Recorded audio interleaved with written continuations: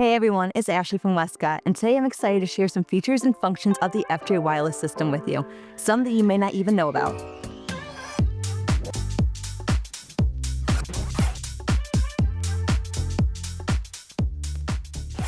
FJ wireless strobes are packed with well-known features such as TTL and high-speed sync, but there's so much more to explore.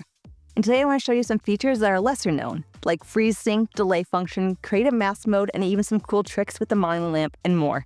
Not only will I explain what these features do, but also show you how to set them up and how I would use them in some of my own shoots. Let's start things off with freeze sync. This feature is pivotal for capturing extremely fast-moving subjects, such as water droplets or freezing powder mid-air. It increases your flash duration of your strobe to ensure that all the moving details are frozen. Flash duration in photography refers to how long a flash emits a light during a single burst. It's measured in fractions of a second, and the shorter the flash duration, the better it's going to be at capturing fast-moving subjects. Or a longer flash duration, you might get some motion blur. With freeze mode enabled, you'll be able to see the flash duration right on your screen, measured as T1 or T5. This mode works best in low light environments, where you have control over your ambient light. And you want to keep in mind, you want to keep your strobe as low of a power as possible, since it'll have a faster flash duration. So to enable freeze mode, you're actually going to do it from the trigger. So you're going to hold down the menu button until you get to the settings menu. And you're going to scroll all the way down. Here, when it's enabled, it will turn green, and then you just go back and forth to on. You'll see on the strobe itself, the T5 reading will display on the screen. So when you change the power output on the strobe, you'll actually see that the T5 number in the bottom corner changes with the power settings. Next up is delay function. This is a really fun tool if you want to get creative with your shots. And it's perfect when you're working with longer shutter speeds and want to capture multiple flash exposures in one shot.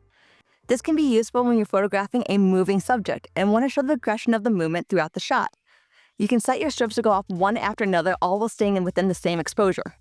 This feature lets you set the delay for when each strobe will fire, giving you precise control over the timing of each flash. You can adjust the delay anywhere from 0.01 seconds to 30 seconds. So just to show you how delay function works, we're going to have a subject walking into frame. And I have 4 lights fire for this, each one with a different colored gel. That way you can see when each light fires. So for the setup, I have my 4 lights, each with its own flexi gel. The first one's gonna be the green one, and this one I'm not gonna put delay function on at all, so it's gonna fire just like a normal strobe would fire. Then I'm gonna have the second light fire at 0.3 seconds, and then 0.6, and then like 0.9.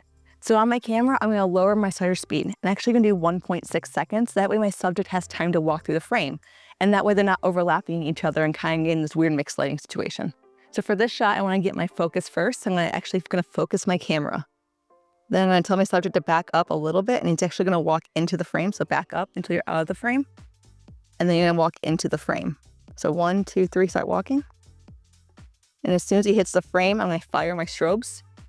And we get a nice cool little gradient of color. And this would work great if you're doing motion, like a sport or something, and want to show the action and have everything be nice and crisp. Now let's talk about one of my favorite features, creative mask mode. Originally introduced on the FJ400, this feature has been expanded upon with the release of the FJ400 version 2 and the FJ800 to offer even more functionality. Creative mask mode allows you to put your lights into a sequence. So instead of each firing all at the same time, they go into a pattern. Now this may sound a little tricky, but trust me, it's super easy once you see it in action. One common use for creative mask mode is to create masks in Photoshop. And to do this, you need at least 2 lights. One to expose the subject and one just to fire onto the backdrop. In the first shot, only the main light on the subject will trigger, and in the second shot, only the background light will be triggered, creating a clean silhouette of your subject.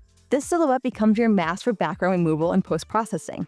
For best results, you want to make sure to use a tripod and to keep your subject as still as possible during the shots. To set this up, you want to go in the menu and configure your lights for the sequence. So let me show you how to set up creative mask mode. Like I said, you're gonna need at least 2 lights. For this one, I ended up using 3. So this light here is gonna be my main light, and it's on group A. And this is gonna be my back light, kind of adding a little bit more fill light to the back of the subject, which is the man B. My third light is gonna be right behind us on the floor, and it's gonna act as the background light for our second exposure, which is gonna be the silhouette for the mask. So let me show you how to get it set up on the strobes. So in the menu system, you're gonna wanna go to menu 3. This is the creative mask mode menu.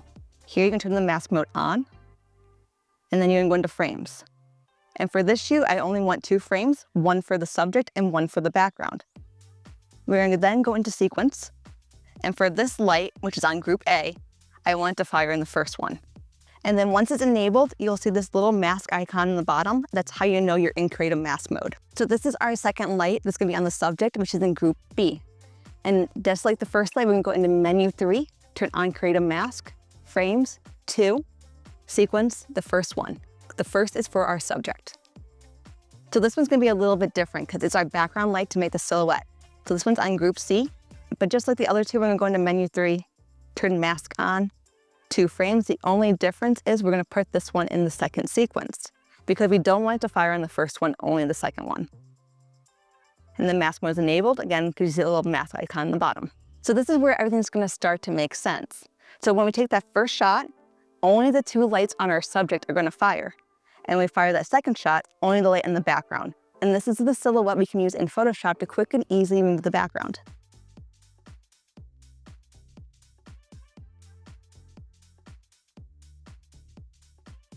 Another fantastic way to use the creative mask mode is to speed up your workflow by cycling through multiple lighting setups in a single session. You can create different configurations and easily cycle between them, allowing you to capture a variety of different looks without having to reset your gear. This is an absolute time saver when you need to get work done quickly and have multiple styles and looks. So when setting up each look, I like to set the look one at a time without the mask mode on. That way I can get one look dialed in before going on to the next one, and I know exactly what lights I'm going to use in each look. So let's start with our first light. This is going to be my main light. And I actually want this to fire in all the 3 shots. So what I'm going to do is go into mask mode, turn it on, and in frames, I'm going to select 3. Okay, I have those 3 different looks I want to get. And then in the sequence, I'm actually gonna hit all because I want it to fire in every single frame instead of just 1 or 2. So for our next look, I wanna do something a little bit more traditional. So I'm actually gonna turn on this backlight. So again, mask mode, on, frames. This is how many looks you wanna get basically. So 3. Sequence, this one I only want to go off in the second sequence. Okay, and for our third and final look, I want a backlight still, but I want it to be colored. So instead of using my other backlight, I'm gonna go in here and turn on this one that has a gel on it. So creative mask mode on, frames, 3 again, sequence. This one's just gonna fire in the third one. So this is the last light I wanna set up for the shoot. Again, we're gonna go to the mask 3, and this is gonna be for the gel look. So again, frames, this one we only want 3, sequence. The third is gonna be our gel look. So now that we have creative mask enabled, I'm gonna show you how quickly I'm able to cycle through these 3 looks. So just like that, I was able to cycle through 3 different looks and get 3 different looks for my subject. Now, if you're doing something like volume headshots, this can mean more sales. You have 3 different looks in the same time it took to get 1. As you can see, creative mask mode is more than just a tool for creating masks. It's an incredibly versatile feature that opens up endless creative possibilities. So let's move on to a more familiar feature, the bicolor modeling lamp. And the FJ400 version 2 and the FJ800, this lamp is more than just a focusing aid. It's a creative tool of its own right. With a 30-watt power modeling lamp, it can double as a constant light. Not only can you use it for photo and video use in a pinch, but you can also use it to add creative effects to your shoot. For instance, you can use it to add light trails to your image, which works amazingly well if you have a moving subject. This can be such a fun technique.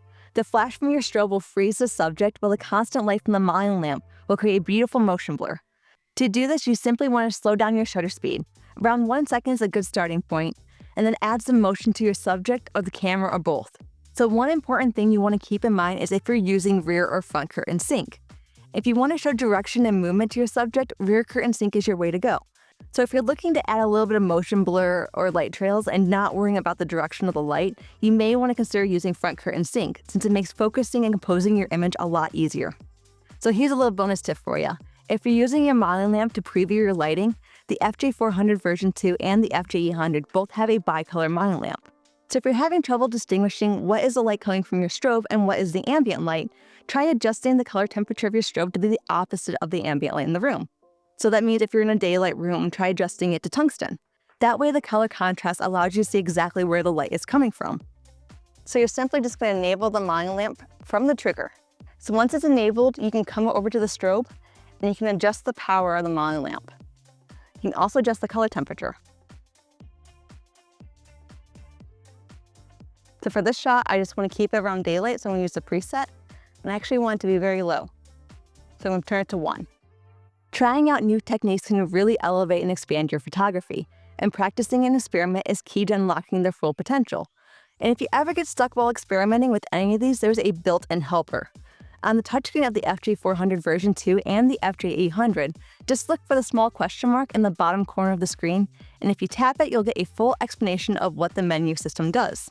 These features may not be features that you want to use every single day, but they can truly enhance your photography and add a creative edge to your shoots. Let me know in the comments below if there's any other features at the FJ wireless system you want to know more about. And as always, thank you for watching.